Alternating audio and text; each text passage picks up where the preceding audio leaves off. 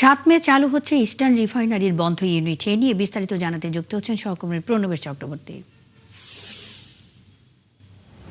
প্রণবেশ, প্রায় ১ মাস বন্ধ থাকার পর চালু হতে যাচ্ছে ইউনিট দুটি। এ বিষয়ে কি বলছে কর্তৃপক্ষ, আর উৎপাদন নিয়ে তাদের পরিকল্পনা কি জানাবেন?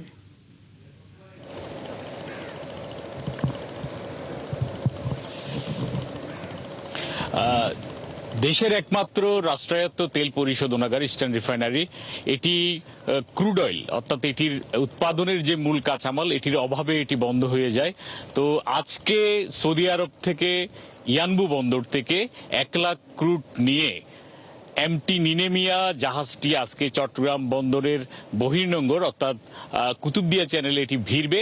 এরপর থেকে এখান থেকে লাইটারিং শুরু হবে, অর্থাৎ ছোট ছোট জাহাজে করে এই বড় জাহাজটি থেকে ক্রুড অয়েলগুলো চট্টগ্রামের যে ইস্টার্ন রিফাইনারির যে জেটি রয়েছে সেই জেটিতে এখানে নিয়ে আসা হবে এবং এরপরেই উৎপাদনে যাবে ইস্টার্ন রিফাইনারি।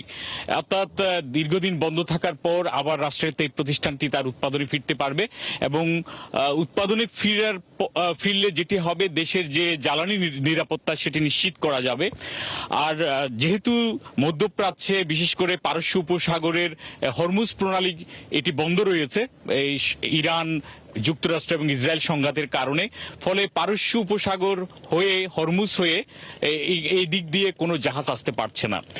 অর্থাৎ 18 এপ্রিল থেকে এপ্রিলের পর কোনো ক্রুডবাহী জাহাজ দেশে আসেনি। এর মধ্যে নর্ডিক পোলাক্স নামে একটি জাহাজ, সেটি পারস্য উপসাগরে 1 লাখ ক্রুড নিয়ে আটকে আছে, এটিও আসতে পারেনি, যার ফলে এই ইস্টার্ন রিফাইনারি সংকটে পড়ে যায়। এরপর সরকার, বিশেষ করে বাংলাদেশ পেট্রোলিয়াম কর্পোরেশন এবং পরিবহনের দায়িত্বে থাকা বাংলাদেশ শিপিং কর্পোরেশন, তারা অন্য পথে অর্থাৎ সৌদি আরব থেকে আরেকটি বিকল্প পথ রয়েছে যেটি লোহিত সাগর হয়ে আসতে পারে, সেই লোহিত সাগরের পথ ধরেই এই এমটি নিনেমিয়া এই জাহাজটি পরবর্তীতে ভারত মহাসাগর হয়ে আমাদের দেশের জলসীমায় এটি প্রবেশ করেছে।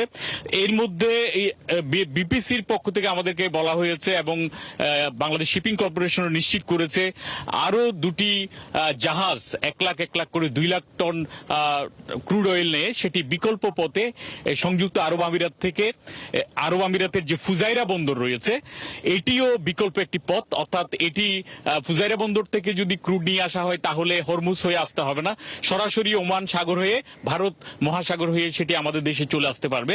তারা এটি নিশ্চিত করেছেন।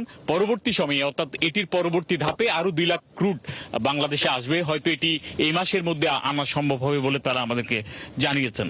তো এইগুলো যদি সব চলে আসে তাহলে বাংলাদেশের যে জ্বালানি নিরাপত্তা সেটি নিশ্চিত হবে এবং আমাদের আর যে সংকট এখন চলছে দেশে জ্বালানির, সেটিও হয়তো দূরীভূত হবে বলে মনে করছেন জ্বালানি বিশেষজ্ঞরা। প্রণবেশ চক্রবর্তী, অসংখ্য ধন্যবাদ তথ্য জানাবার জন্য। সঙ্গেই থাকবেন। ৭ মে চালু হচ্ছে ইস্টার্ন রিফাইনারির বন্ধ ইউনিট। এ বিষয়ে সবশেষ খবরাখবর নিয়ে প্রণবেশ চক্রবর্তী যুক্ত ছিলেন।